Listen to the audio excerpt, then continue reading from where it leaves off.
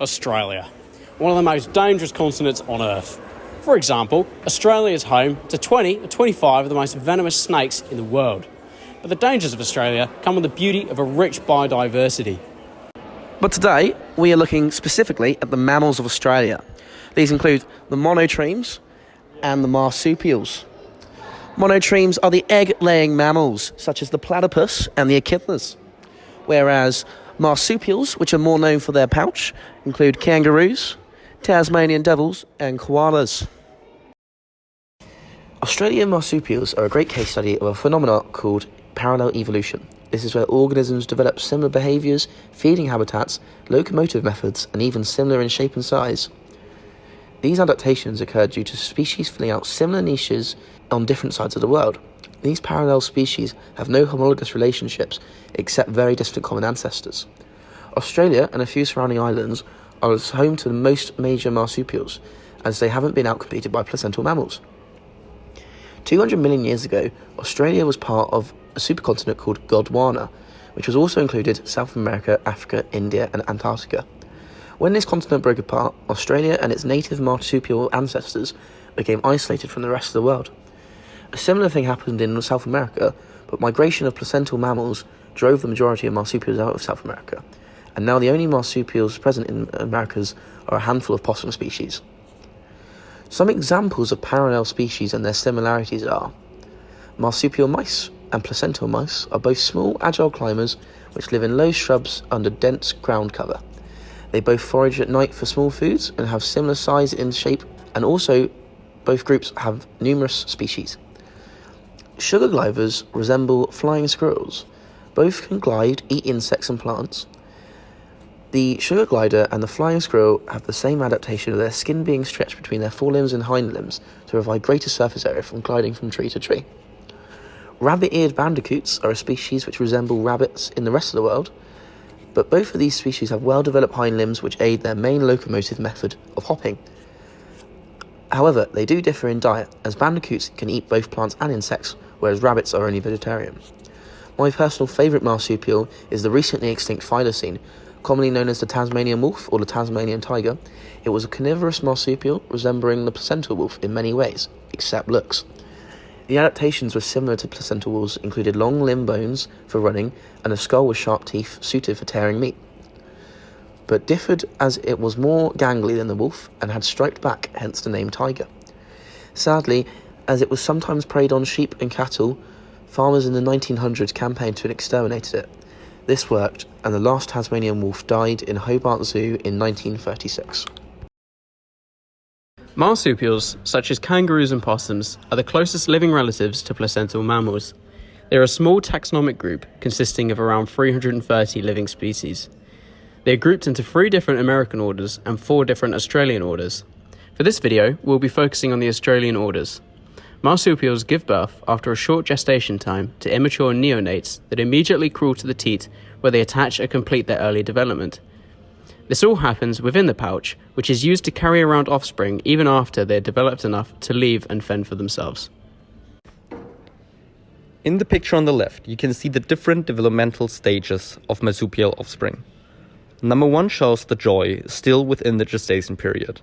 After a short time, the immature neonate is born through the birth canal. From there, it has to climb into the pouch by itself and attach to one of its mother's teats, which is shown in the second stage. Now it will be permanently attached to the teat for the upcoming time of development. In the right-hand picture, you are able to see a kangaroo baby in this state of development. The third step takes place after the young is fully developed. It will still stay with its mother and will live inside and outside of the pouch till the parental care is over.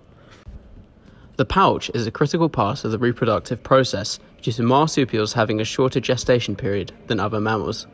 Pouches are different amongst marsupials. There are 2 distinguishable types. Firstly, the opening towards the head and extending the cavity under the skin towards the tail, and secondly, the opening towards the tail and extending towards the front legs. Some marsupials have no pouch at all, and the immature young are either only covered by the mother's fur or the mother's skin fold, which produces a pouch-like environment. An example for this would be the short-tailed opossum, which is shown in the third picture. This, though, is an American species. Evolution of monotremes. Monotremes include the platypus and echidna. As a group, they are unique in the fact that they are oviparous mammals. They have a cloaca, a single digestive, reproductive, and urinary tract. They produce milk but lack nipples. Milk is secreted through numerous pores on the underside of the female's belly.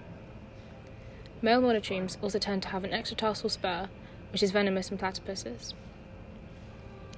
The evolution of monotremes and their relationship to mammals present in the modern world has been difficult for scientists to map due to the amalgamation of primitive features and specialized characteristics. This phenomenon is described as mosaic evolution. It is thought that certain features of the skull place monotremes in a close relationship with early extinct mammals, while genetic evidence places them with marsupials, which are more advanced. A theory that follows this is that the monotreme lineage evolved from mammal-like reptiles known as synapsids, one of the two major groups of animals that evolved from basal amniotes, the other being sauropods, reptiles, dinosaurs, and birds. Synapsids contain mammals and organisms closely related to mammals.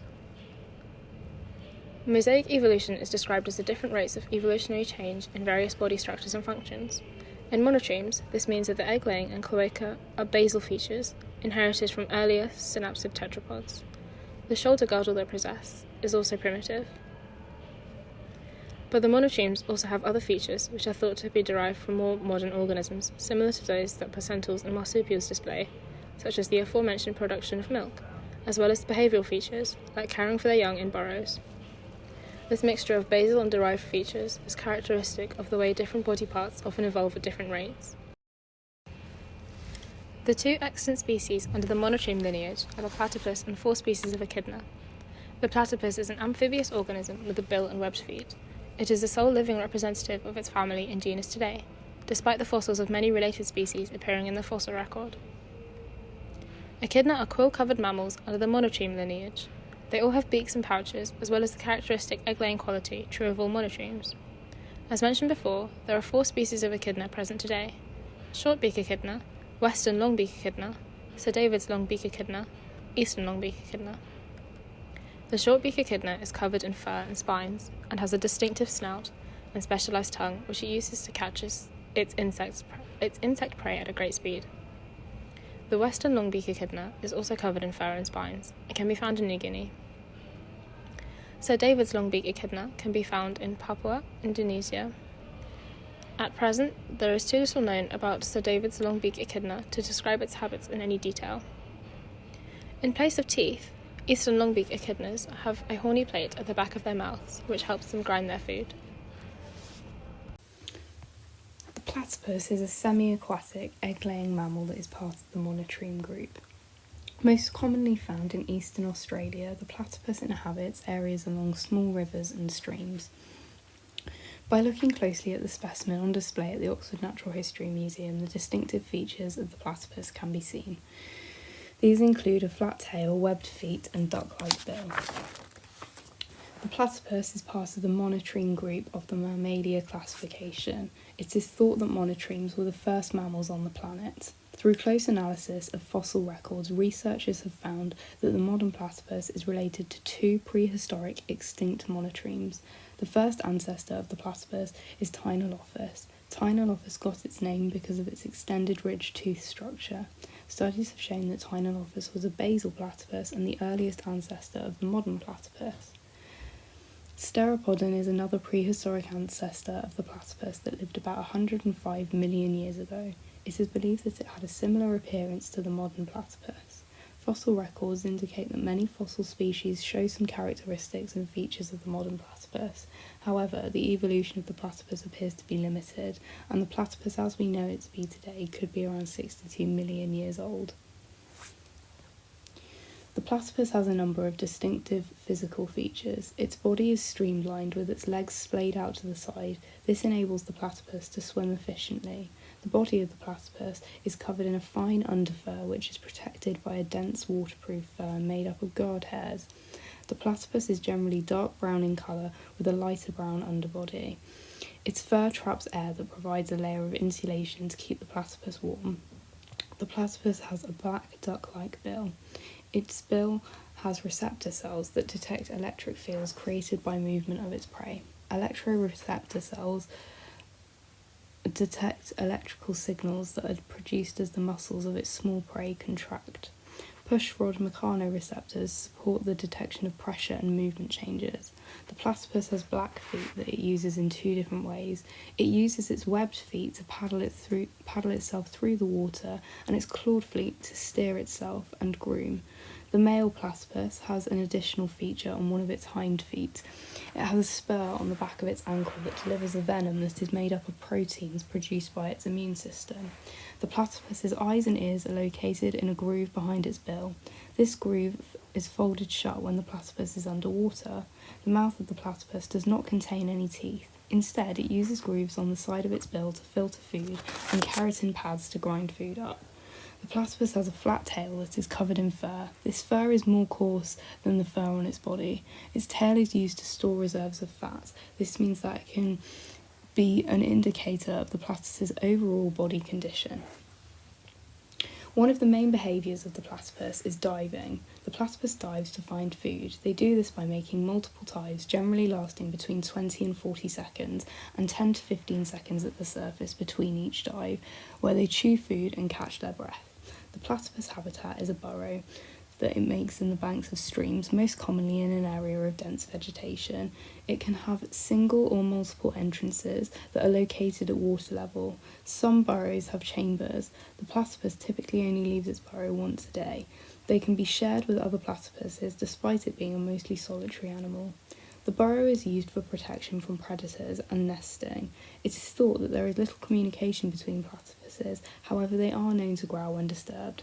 The platypus is an egg-laying mammal. The first stage of the egg-laying process involves the female platypus digging a suitable burrow. She then seals herself inside the burrow, where she lays her eggs approximately 27 days after mating. Platypuses generally lay between 2 and 4 eggs. The female platypus nurses her young alone. Platypuses do not have mammary glands and as a result lack teats. This means that their milk oozes from their skin and pools on the abdomen, where the young are able to lap it up. Thank you for watching our video, and also thank you to the Oxford Natural History Museum for having us.